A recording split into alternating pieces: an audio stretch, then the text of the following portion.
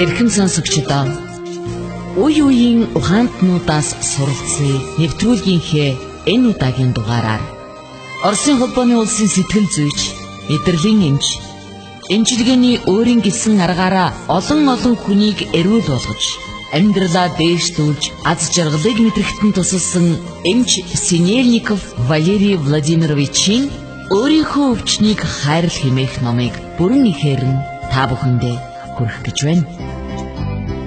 Орос хэлнээс хөрвүүлсэн хууль зүйн ухааны магистр, хуульч Хандма мөн энэ номыг бидэнтэй хамт та бүхэндээ сонирдуулж байгаа юм.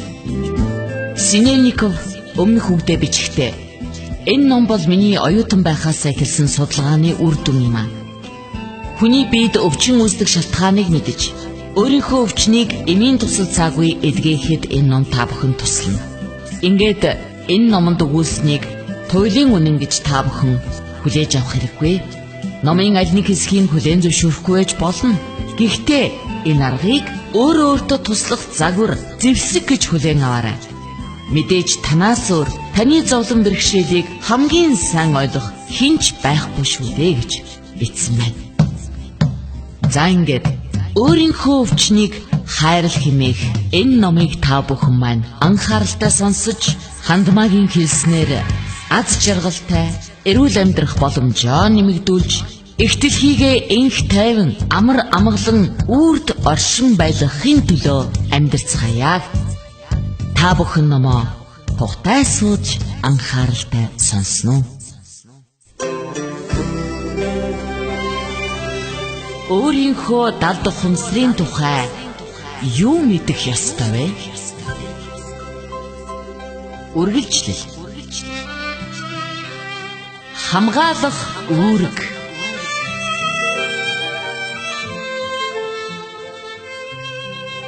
Бидний ертөнц бий боломгц. Түүнийг зайлшгүй хамгаалж дэмжих хэрэгтэй. Та хаана байж, юу хийж байгаагаас үл хамааран далд ухамсар 1 секунд ч сэрэмжээ алддаггүй байна. Тэр бидний үнэнч хамгаалагч юм аа.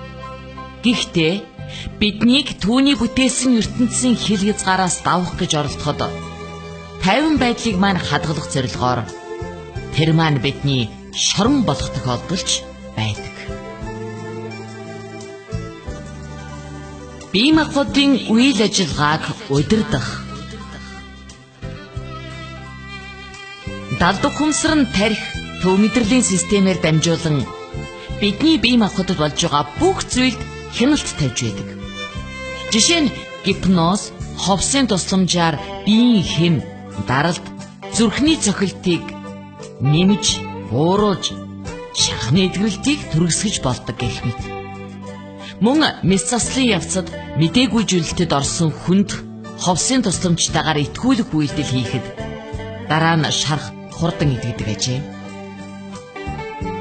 Өөр нэг үүрэг нь түүхийг буюу хувь хүний хувь заяаг бүтээх.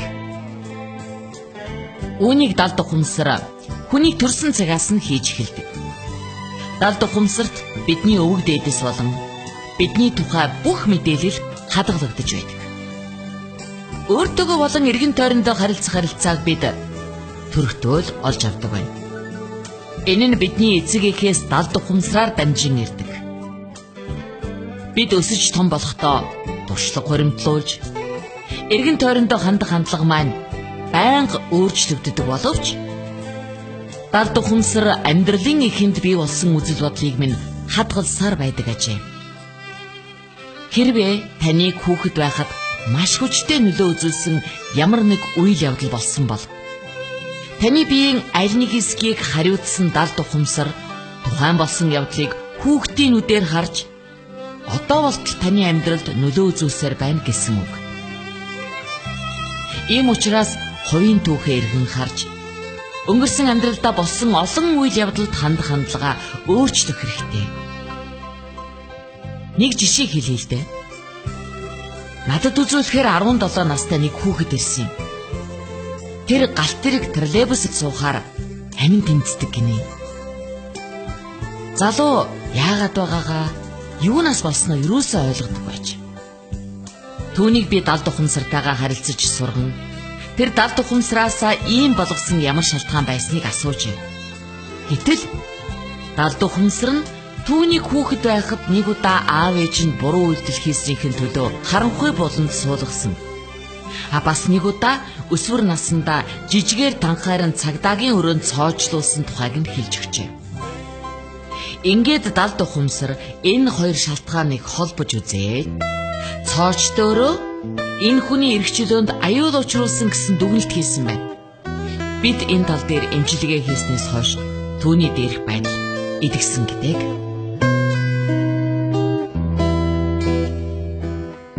Ой тогтоолт.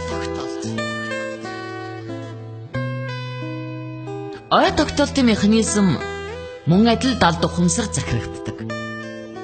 Бидний 5 метрхийн замд бичигдсэн бүхий л амьдралын кино тэнд бичигддэг юм аа.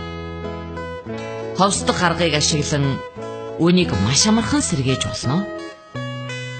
Ямар нэг өвчний үндэс суурийг өнгөрсөн амьдралаасаа хайх хэрэгтэй. Учир нь сэтгэлийн альва зовлонг бид мартахыг хүсэж түүний шалтгааныг далдын далд сэтгэлийнхээ уг руу уршилдаг аж. Ийм маягаар бид ухамсарт хяналтаа алддаг гин. Ийм маягаар бас энэхүү үлдэгдэл далд ухамсарт удаан хугацаагаар хадгалагдаж тохиромжтой үед ил гарч ирээд бидэнд өвчин зовлонг учруулдаг байж. Далд ухамсарын ухаан гаднаас ирж байгаа бүхий л мэдээллийг хүлээж авна. Жишээ нь өвчтнөө эмчилж чадаагүй эмч уучлаарай та эдгэрхгүй өвчин тусчээ гэж хэлдэг. Ингээд өвчтөн ч өөрийгөө эмчлэгдэхгүй өвчин туссан хэмээн бодож эмчилгээ хайхаа болдог.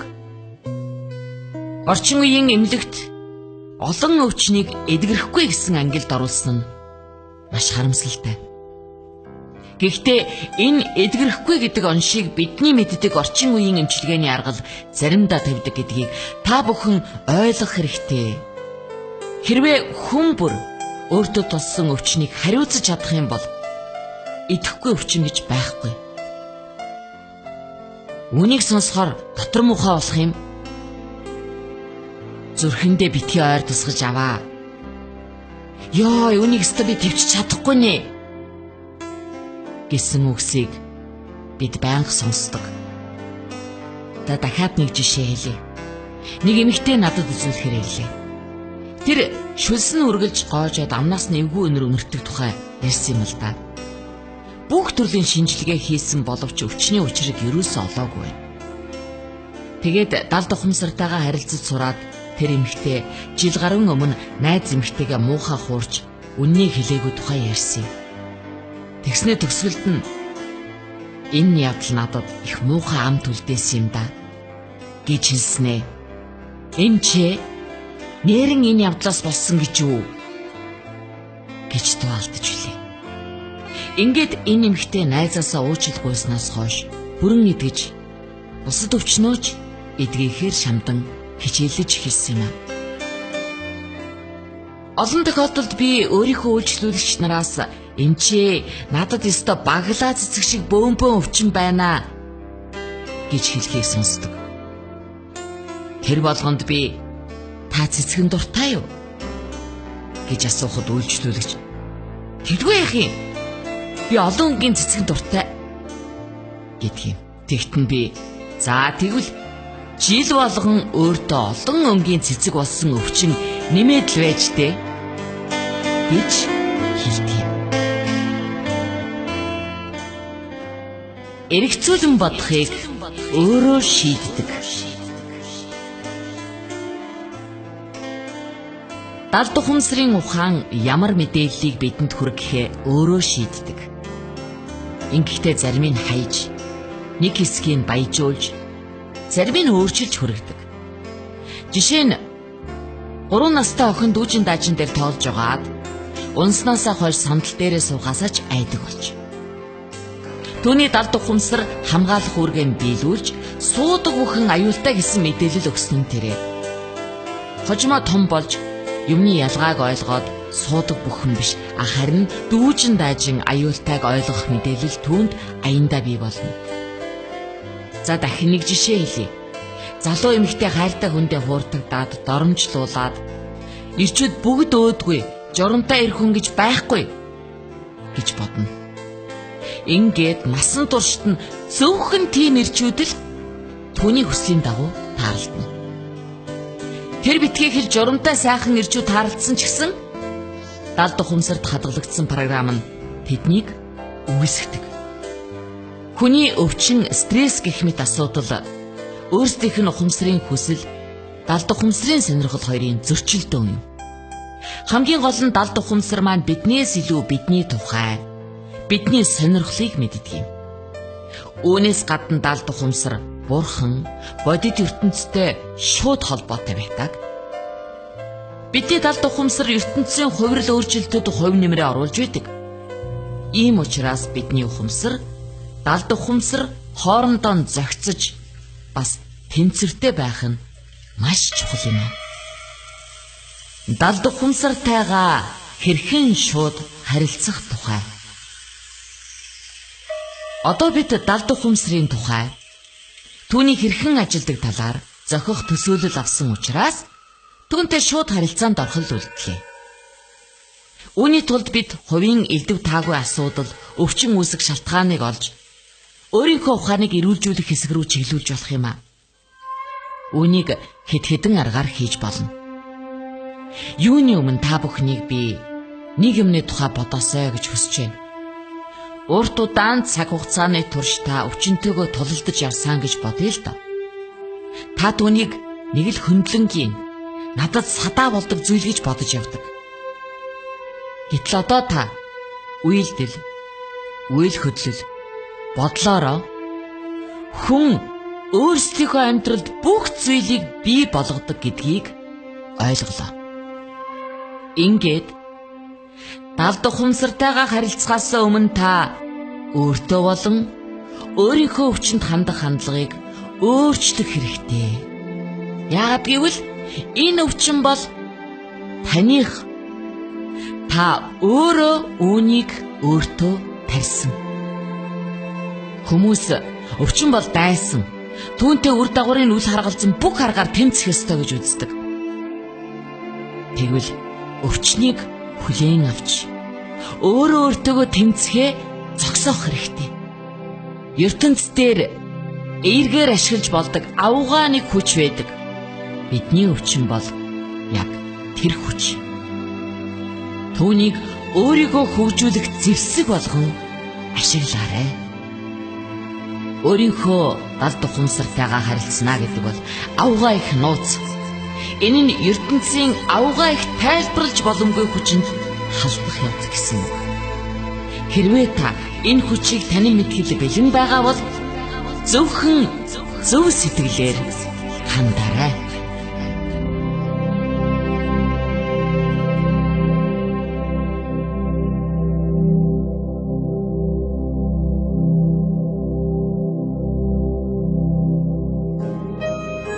Эрхэм сонсогч та бүхэн Оросын холбооны улсын сэтгэл зүйч мэдрэлийн эмч Синельников Валерий Владимировичийн өөрийнхөө өвчнийг хайрал хэмээх номыг бүрэн ихээр нь сонсож байна.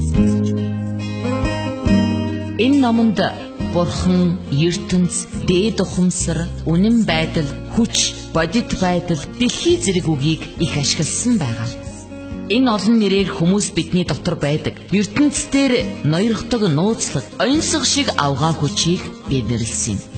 Хэрвээ та шүтлэлтэй бол бурхан гэсэн үгийг ашиглаж болно. Харин та шашингүй үзлээр хүмүүжсэн бол хүч, энерги, үнэн байдал гэсэн үгийг хэрэглэн үздэй хэмээн Синельников энэ номонд өгүүлсэн байдаг юм аа.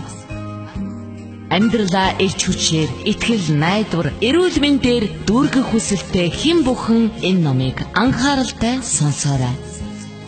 Үргэлжлэл би Радио FM 107.1